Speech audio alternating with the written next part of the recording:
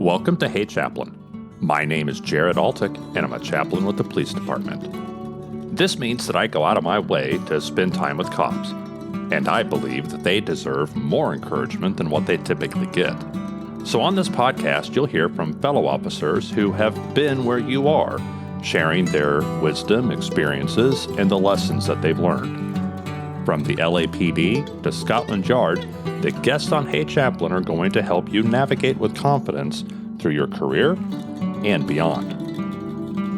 I hope that you'll make it your goal today to share this podcast with at least one other person. That's how podcasts grow. So please tell someone that you listen to Hey Chaplain, show them on their phone how and where to get it, help them download an episode if they're really not sure.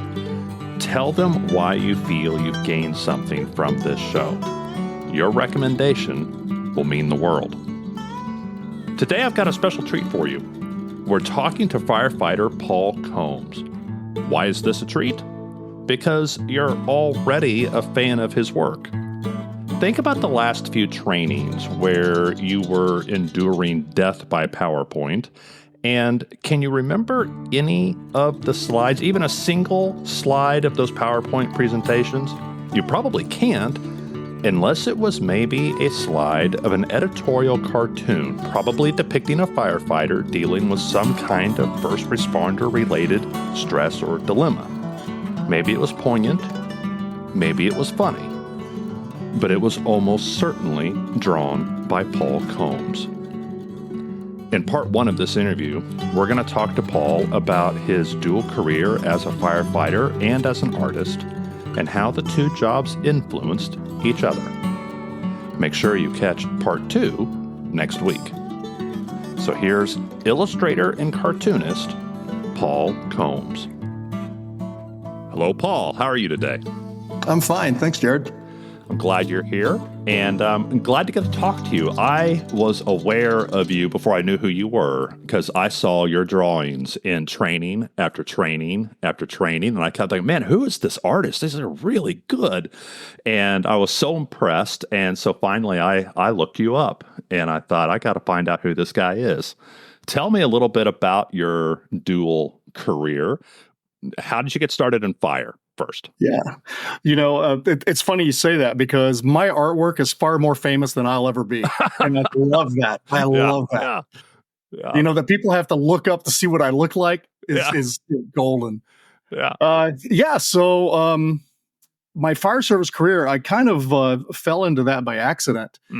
I don't come from a fire service family. And I was helping a buddy move some furniture, and it was from his uncle's house, and his uncle was a retired firefighter. And I asked the question of, what's it like to be a firefighter? And 2 hours later, he talked me into becoming one. That's awesome. So that's how it actually got started. He called our local firehouse and said that I'd be stopping in. And when I walked in the door, it was like coming home. Really? The sights, the smells, everything about it. It was one of those things where you just had that epiphany moment when you walk into a place or you experience something, it's meant for you. That was my experience walking into the firehouse for the very first time. Would that have been true at any firehouse or that specific agency? I think any firehouse, to be honest. Really? Yeah, I really do. Because I had no connection with this firehouse at that time. Mm-hmm. So it was just walking in, the excitement of the unknown, the little bit of excitement of a new adventure. Yeah. But when I walked in, it was just, they'd had a structure fire, I think the day or two before. So the firehouse, it was a smaller firehouse at the time. It was still one of the original buildings built 130 years ago. It was very small, very, the trucks were packed in tight. So it was coming home. It had a certain aesthetic to it, those old firehouses. It did. It really did. No, that's awesome. That's awesome. So you started in fire. How long have you been in fire now? 28 years. 28 years. That's awesome. Yeah, I've been retired for the past 3 years. When did your art start? It may have preceded fire, but when did the art that reflected your fire career begin? Right. So we only have 30 minutes, right? You can go as long as you want. Yeah. I've been an artist since I could hold a pencil. Art in my life has never been a question. I drew my first comic book when I was 6 years old. So, it's one of those things where art has always been there. I didn't marry the two until I would say it was right after 2001, the spring of 2001, when I attended my very first FDIC. Explain what FDIC is. Yeah, so Fire Department Instructors Conference. It is the largest fire department conference in the world. We pull 30 to 40,000 firefighters every spring into the town of Indianapolis, and it's all put on by Fire Engineering Magazine. I only live 2 hours drive from Indianapolis, so we were going to FDIC, but this was the first time I was there for the entire week to get the entire experience. So I'd already had the hands-on training. I was, riding a cloud from that because coming from I come from a small combination department in Northwest Ohio. So, being teamed up with firefighters from Louisiana and FDMY and, so you just kind of, you get that culture experience. Mm-hmm. But sitting there in that keynote, we had a fire chief at the time, Chief Rick Lasky. And this was before he was a nationally known name. And he was giving a keynote address on having pride and ownership in your fire department. And I'm among, I would say, 8,000 people in there for this keynote. Mm-hmm. And I'm sitting toward the back. I mean, I'd never met Chief Lasky, and I'm looking around to see if the ground is actually shaking for anyone else, because his words were moving me to actually do something with the talent that I had. It took about a year for me to kind of figure that out and stumble through what that would be, to figure out that I could combine firefighting and art. Okay. But, I'm a classically trained artist. So everything that I was doing up to that point was very fine art related, very realistic type drawings and paintings. But it wasn't until 2004 when I decided that I was wanting to venture into political cartooning. And again, like most of the things in my career, I kind of fell into that by accident. I was actually doing a gag cartoon against another agency that I was working with. But just in the process of looking at what an editorial and political cartoon is, I fell in love with that craft. So to go from oil paintings to political cartoons, you probably had you had to study it, right? You had to like how is this done and what are the motifs and what that kind of thing? Exactly. How do you form a joke in one panel? There's a, and I hate the word science to it, but there really is a science and a craft to being able to get the viewer to read a cartoon in a certain way, so the gag hits or the message hits, if it's political. Yeah. So I did that, fell in love with that, and 6 months later was hired as the staff cartoonist for the Tampa Tribune. Oh, wow. So I was out of the fire service there for about a year and a half to almost 2 years while I was in Tampa. But while I was there, the Fire Act became national news. And I did an editorial cartoon on the Fire Act and took it to my publisher, and she knew my history as a firefighter at that time. And we published it in the Tampa Tribune. Give me 15 seconds on what the Fire Act is. We're talking to cops here. Okay, Fire Act, yeah. So it was a congressional order where certain funds would be released to fire departments, federal monies that would be released to the fire department. And it was a big deal for the fire department at the time, except that it was a lot of talk and very little action. So that was what the cartoon was about, that here they had this large amount of funds, but they were trickling out as a drip, drip, drip. Right. Okay, so I did that cartoon. It was published in the Tampa Tribune, and there was at the time, the biggest online presence for the fire service was firehouse.com. And I took that cartoon, I presented it to him, said, "Hey, is this something you'd just be interested in publishing?" And that night they called me, and I had a contract to do those on a monthly basis. Oh, wow. Yeah. And that's how fast that transpired. And, I've been at the fire service for probably 6-7 months at that time. Mm-hmm. And my wife was kind of freaked out because I came into the living room after that phone call and I was doing a little happy dance in the living room because I was in a small way, I was back into the fire service and I just missed it so much. Right. But that is how that really launched that whole career. And 20 years later, here I am still doing it. And I've created close to 900 editorial cartoons for the fire service. So when trainers for fire and law enforcement and probably lots of other fields are stealing your cartoons to put them in their PowerPoints, who owns that? Is that yours, or does that belong to these websites or magazines that you've worked for? No, so I have ownership of it. Okay, so they're stealing from you, right? Right. Yes, they are. They are. And the check is always in the mail. Right. I'm sure. Yeah. Yeah.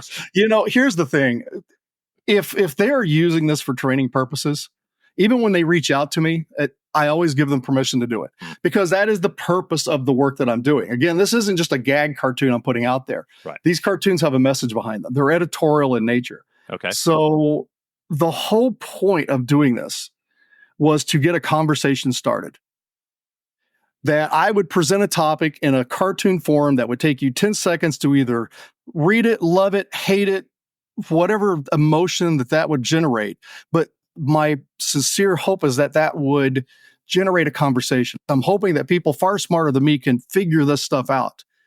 But the cartoons are meant to get that conversation started. So if they put that into a training module, that is one of the highest compliments I can get. Now, I'd love it if they ask me first. Right. The only caveat that I have there is that you don't change the cartoon. Oh, okay.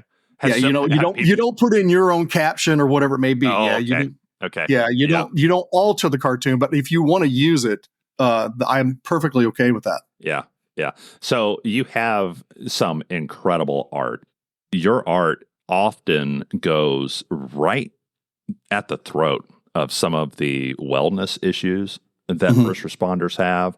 And I mean, you just kind of don't hold back. I mean, I've seen several that I thought, wow, that's not afraid to step on toes. So right. That first one was about government funding and was a little bit more political in nature. Right. When did you start hitting wellness topics? Was that right away? Did you work up to that? No, it wasn't until 2008, and by that point, I had returned to the firehouse back here in Ohio. We moved back home, and one of the first people that I met when I came into the fire service was who would end up being my first lieutenant, and he was that tall, slim Marlboro man. I mean, he is back in the days where you could still smoke in the firehouse. When I reported for duty my first day, he was standing at the back bay door. And I walked up, I introduced myself to him, and the first thing he said to me after taking a long draw from a cigarette is, "Don't mess this up." And I'm using messed up because this is a family. It wasn't messed up, but you can understand where this was going. What he was trying to say is, cherish what you've been given here. This isn't for everyone. Yeah. And just like with law enforcement or EMS or whatever it may be, there's a calling there. And if you truly love it, you have to honor where that tradition comes from, where you are at today, and where that organization is going in the future. And he understood that and wanted me to know that day one, that this is special and take it serious. But he was my first lieutenant. He was that first in, last out guy, and I'm sure no matter what profession you come from, there's a mentor in your life that you can relate to. But and on January 9th in 2008, we all got a call that he had taken his own life. And we knew that he was having some issues. He was getting close to retirement. He was having some family issues. And there were some health issues there where with injuries where he couldn't do the things that he wanted to do. And afterwards, we all had puzzles or pieces to this puzzle, but we didn't really see this coming. Yeah. So as bad and tragic as that was for his family and for our fire service, as an artist, and I think all artists are pretty much this way, is we are sponges to everything around us. And we tend to soak things in a little deeper, I think, than a lot of people, because our antennas are always trying to be inspired. So when something like this happens, it rocks us to our core. So it was almost a year, really, until I could formulate that emotion and those thoughts and that creativity into something that would be meaningful. I didn't want to just say, don't commit suicide, or, it had to be something meaningful. And so I created a cartoon. There's two firefighters sitting in the back of a fire engine. One's got a sign hanging around his neck that says, I'm thinking about suicide. And the caption was simple, it was only this obvious. Yeah. And the point of this being, get involved, ask questions. Be curious. Be curious. Exactly. If you see something going sideways, step in. Now, I'm not saying, badger someone or be intrusive, but be involved in their life. Yeah. Ask hard questions sometimes. Are you okay? And don't take yes for an answer if you feel that they're not okay. When you do a cartoon, are you ever drawing a caricature of someone you know? Not intentionally, but sometimes they sneak out that you see it when you're finished? Yes. Or as in the case of my former fire chief, sees it when it's published. There were a couple times I was called into his office. I was like, "Is this about me?" And I said yes. I was honest. Yeah. Sometimes, yeah. Those little things will sneak out. And I'm not always aware that I'm even doing it, but there'll be likenesses there. Different fire departments have different designs to their trucks and uniforms and that kind of stuff. Do you make an effort to be like, I'm going to try to make this generic or make this not like my department? Or do you do an homage and say, oh, yes, this is like a cartoon version of my home department? No, not really. I try to keep it pretty generic, just so it relates to a lot of people over the fire service, whether it's different helmet designs, different gear colors, those sort of things. I never put anything in there that could be specific where you would go, okay, that is the fire department of New York, or that is the city of Bryan Fire Department where I come from. I want it to be more generic than being able to pinpoint what that is. That's probably pretty wise, right? I mean, if you're going to be published nationally. Right, yeah. What is your most painful or cathartic piece that you've ever done? Do you have one that just really hits you personally?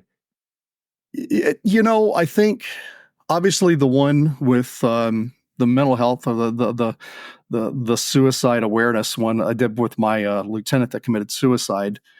There are so many. Wow. We're talking almost 900 cartoons. I do have my favorites, but ones that hit me the hardest are obviously the ones that deal with mental health or cancer awareness. I mean, that's big in our industry. Cancer has touched my personal life so many ways. I lost my grandfather, my mother, and my little brother to cancer. So no stranger to that, the insidiousness of that disease. But knowing that I have a platform with my cartoons to be able to, again, have that 10 seconds of visual that will start into a conversation, hopefully, about something that we can make a change as. Yeah. So drawing cartoons that say, something of the lines of, that we need to protect ourselves, not hiding the aggression that we need to do or that sort of thing, but be able to understand that cancer is prevalent in the firefighting community. Yeah. And that, that there are things that we can do to help ourselves. The job is dangerous enough. That there are things we can do post fires that will help us with gear cleaning, those kind of things, going in and, not eating right as we get back to the firehouse. Right. That's something we always did when I came in. There was always sandwiches around and your hands are nasty and black and, you're eating then sandwiches. You're ingesting that. Yeah, exactly. Or, the guys, and I never smoked, but the guys that would, either smoke on scene or smoke on the way back or whatever it may be. We know these things are killing us now. So being able to use my voice and my platform and that creativity to kind of bring awareness to that, it feels like it's almost mandatory. And I feel like I need to, I got to make sure that I'm using my voice in a way that's going to help. It can't all be funny. My first editor gave me some great advice that an editorial cartoonist needs to be like a concert pianist. That you need to be able to hit all the notes, that if you come up and you play the same tune over and over and over, people will start to tune you out. Yeah. So, I've got, 3 different styles of cartoons that I'll do. Tickle treatments, I'll be going, just for something just silly that I've seen around a firehouse. It's only there for laughs. And there's some ones that are like punches and jabs where, I'll use humor, but still make a point. But then there's ones where I just go for the throat. Yeah. And there's no humor meant to be there, but it's that shock factor. It's that impact that I'm looking for. Meant to be pointed. And I will even publish a couple of funny cartoons leading up to it. Yeah. Just so the shock factor is a little bit deeper when you see it. I've heard public speakers say that they'll throw in a few jokes to get people to throw their head back in laughter before they cut their throat. Yeah, exactly. That's a gruesome analogy, but that's kind of that's an effective way to present something that's poignant and difficult and in your face. Absolutely. Have you had pushback where people have not appreciated you shining a light on something? Oh, yeah. Again, if an editorial cartoon is done correctly, whether it be political or fire or whatever, whatever you're reading, it's meant to have an impact and an emotional impact. So within that 10 seconds, if I've elicited an emotional response from you, sometimes that emotional response is anger. And whether I've touched a nerve, I've come a little too close to home, or it's just, you're looking through the fire service and life through a different lens than I am. And it elicits that emotional response. So yeah, there are times where people reach out and they're throwing bricks, and that's fine. Yeah. That's fine. And honestly, if there's an intelligent debate to be had, I would love to have that. Again, I keep saying it, but again, I am not the sharpest crayon in the box of 64s. I may have missed something obvious. So I want to have that conversation. Sure. But there are some times where people are it's that emotional response. And especially in this day and age where everything has to be an emotional response and it's either black or white. Yeah. Yeah. You get a lot of blowback. You get a lot of backlash, from time to time. I was at a conference not long ago and like a lot of people that have grown up through my generation, we still say committed suicide. Right. Which now the phrase is, died by suicide. Right. So, I think I even said it earlier in the podcast, so it's one of those things where even if I say that, they will come up to me after a speech or something like that and make sure that I'm educated in the proper way to say it now. Yes. So it is what it is. I usually call it fan mail. And I even have a section of my class that we discuss it because, no matter what you're doing, you're darned if you do and darned if you don't. Yeah. If you don't ever stand for anything, you'll never have an enemy. Yeah, exactly. Yeah. And I argue the fact that even if you don't do anything, you're going to get enemies. That's probably true. So if you truly are darned if you do and darned if you don't, why not do? Exactly. You mentioned that you have favorites. What are some of your favorite pieces that you've done, or even favorite topics that you've done? Right. I think my favorite, and again, I put this in my class all the time, and it's a cartoon that I drew, oh my gosh, probably 2011 or 2012. And it's just two firefighters standing by a large Maltese cross. And the piece is called Training Day. And it is one firefighter looking at the other saying, this symbol owes you nothing, but if you dedicate yourself to it, it will give you absolutely everything. And the point being that symbol may give you a salary, it may give you benefits, it may give you a sense of community, but it owes you absolutely nothing. But if you dedicate yourself to it, it will give you everything. I'm living proof of this. There is absolutely no reason that I should be published in a fire service magazine or traveling the globe doing USO tours, for the military, or even on a podcast like this. I'm just an average guy that doodles. But I gave myself and my talent to this symbol, to that Maltese cross. Yeah. And to the fire service. And by doing so, that has allowed me to do some amazing things with my work. And so I think of all the cartoons, that one hits closest to me because I live it and I'm still living it. Have you had people from outside of the fire service really connect with it, and who specifically is it? Yeah, so obviously within the EMS community, the work resonates, and a lot of times, because fire and EMS are so closely connected, that type of work will connect with them as well. But I get approached not as much as I used to now, but probably 4 or 5 times a year from the law enforcement community, wanting me to either retranslate or redraw a cartoon to go to fire service. I mean, because again, it's pretty much the same circus wherever you go. Yeah. I get approached by law enforcement, but I'm a big believer in credibility. And even when I get approached from the military community wanting me to realter, especially on the mental health side of these, I always turn it down only because there would be no substance, there'd be no credibility to the piece. Again, this is editorial in nature. And I get away with saying a lot of what I do in the fire service because I'm a firefighter. Yeah. I was a firefighter for 25 years before I retired. I'm still in the fire service 28 years later. And I get away with saying a lot of this stuff because I've lived it. Mhm. I've been there. Yeah. You have the But right to say it. I do not understand the world of law enforcement. Yeah. So if I did a cartoon that had an opinion, I'm going to get called up BS pretty quick here. Yeah. Because I don't live that world. Now, I have done illustrations for the law enforcement community, but never an editorial cartoon, nothing that had an opinion behind it. Mm. So the style of my work, which is, very bold, I would say very masculine type work, appeals to different communities. But to be able to translate that into something that would have substance and credibility, that would be so hard to do, almost impossible, outside of maybe the EMS community. Have you ever had a piece of work that you've come back to and edited or redone in some way for different reasons? Once or twice. I haven't done that very often. I mean, it's one of those things where once you say what you have to say, it's kind of an encapsulated opinion and you just kind of let it be and let it have its own legs. Yeah. There's work that I did in, again, I've been doing this for almost 20 years. I go back 15, 18, 19 years and I look at some of the work and some of the opinions that I had and some of the stances that I took on certain topics. And either through experience or education or just how technology has changed, those are either irrelevant or I wish I would have taken a different stance.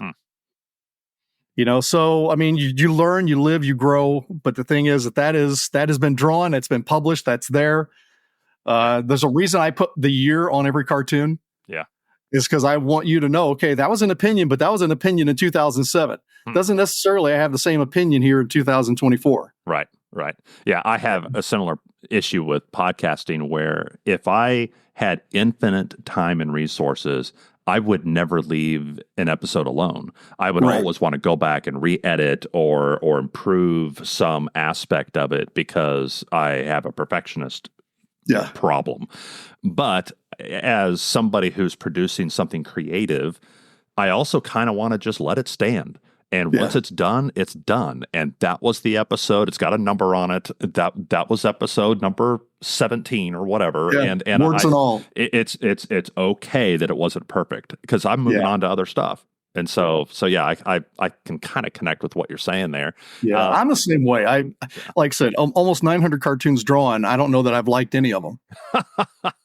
Well, I was gonna ask if there's, even today, somebody will bring one up. It's like, oh my God, I love this. And the only thing I can think of are the 10 things I see wrong with it. Right. Yes. Yes. That I would have redrawn it a certain way, but it is what it is.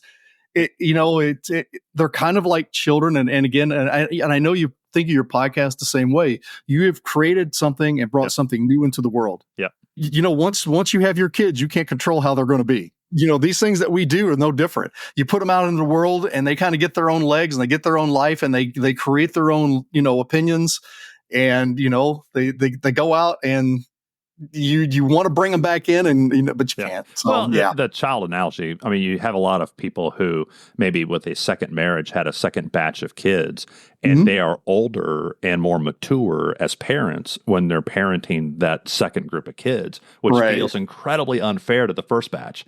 And it's like, you can go back and apologize, but you can't go back and redo it. You were either there or you weren't there. You either made good decisions or you made bad decisions. You can correct what you do with the next batch of kids, but that first child, that second child, they kind of have to live with whatever you gave them. And like I said, you can go back and make peace with it, but you can't redo it. Yes, exactly. That's tough. Yeah, absolutely. So do you have particular pieces that you just don't want to look at anymore because they represent a time where you were different or because you didn't feel like you approached it the way you should have approached it? I mean, explain that to me a little bit more. If there's just pieces that you're just not like, that's just not my favorite. Right. Yeah. I don't know that I ever feel that way. And to be honest, it's not fair to my work to even label it as something that I don't like or I don't want to see. Again, now there's times I go back and look at a piece and go, that's not how I feel today, or I wouldn't draw that today. Right. One of them was, and just as example, as a dad standing in front of a headstone.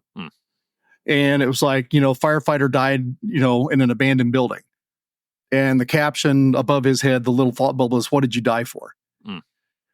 And I felt very strongly at the time about going into any vacant structures, doing any type of searching in that kind of environment. Yeah. Until we found a victim in a vacant structure. Right. And only and we didn't know that that it was vacant at the time, but we went in, did a search, and we ended up finding this person. We wouldn't have done that if we'd had thought the old way of, okay, it's abandoned, it's burning, let's just go. We'd have been a recovery instead of a rescue. Right. So, again, there's where experience changes your philosophy, your mind on things as you're going forward. And now the search culture in the fire service is highly aggressive. You get in, and it's almost, in some instances, swung almost too far. There are factions out there saying that if you're not dying doing it, you're not doing it right. Yeah. So there's got to be a common sense, and I've done that cartoon. Yeah, I was going to ask. There's got to be a common sense approach. Right. That there's got to be highly aggressive, motivated firefighters, but there's got to be some intelligence in there as well. Do you feel and good judgment? Do you feel like the court jester for the fire service that you have to be the one to speak back to the king? I don't feel like I have to do it, but again, artists are emotional. And I do my best work when I'm mad. I really do. If I'm angry about something, that's when my best work comes out, because that is when I am at the most focused, the most intense. And, you're going to get a cartoon that's, again, it's that punch in the gut. So maybe no one else can say it, though. You know what? People are saying it. But here's the thing. I'm saying it in a different way. There's nothing new about anything I've said up to this point. All the cartoons I've created, I'm standing on the shoulders of giants just like all the rest of us are. But the way I'm saying it in a visual medium is I'm actually connecting with people that see it in that way, if that makes sense. Some people would get more out of a podcast than they would reading a book. There are people that are going to get more out of reading a cartoon for 10 seconds than they would if they sat in a class for an hour and 45 minutes. Yeah. So all we're doing is reaching different people different ways. And a cartoon that wouldn't resonate with someone about suicide awareness may be the life change that someone else needed. Yeah. And the same with one of your podcasts or whatever it may be. So all we're doing is saying the same thing that a lot of people are saying. We're just using our own platform and that emotion to get that message across and hopefully make a difference. I'm so thankful for Paul's willingness to talk to me today. I'm legitimately a fan of his work. He's also a good reminder to me of the wide variety of talent that often lies hidden among our first responders.